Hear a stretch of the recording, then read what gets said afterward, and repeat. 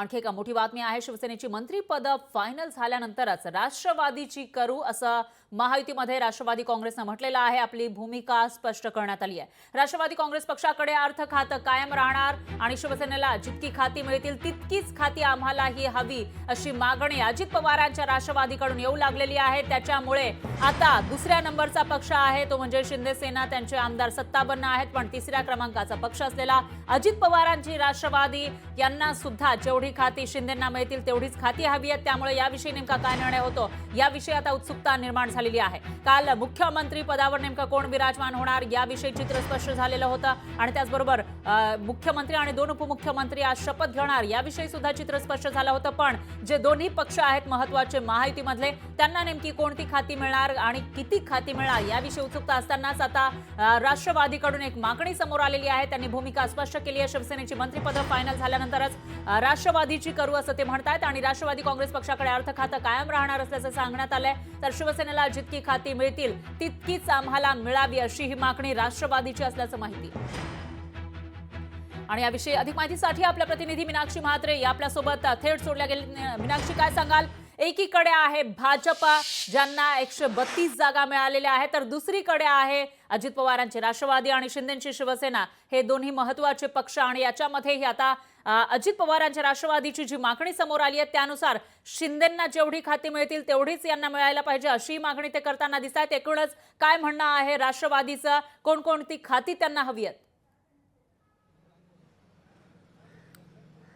नक्कीच प्रामुख्याने आपण पाहिलं तर राष्ट्रवादीच्या गोटातून ही महत्त्वाची माहिती येते, कारण शिंदेंची मंत्रिपदासंदर्भात जी खाती आहेत किंवा मग ज्यांची नावं आहेत, ज्यांची पदं आहेत याची पहिला फायनल लिस्ट करा, त्यानंतर आम्ही आमची मंत्रिपदासंदर्भाची चर्चा करू अशी स्पष्ट भूमिका जी आहे ती राष्ट्रवादी अजित पवार यांच्या पक्षाच्या वतीनं वरिष्ठ नेत्यांची मिळत आहे। एकूणच या सगळ्याच गोष्टी लक्षात घेताना आपण पाहतोय की आजचा शपथविधी सोहळा जो आहे यामध्ये 3 प्रमुख नेते फक्त शपथ घेताना आपल्याला पाहायला मिळतील।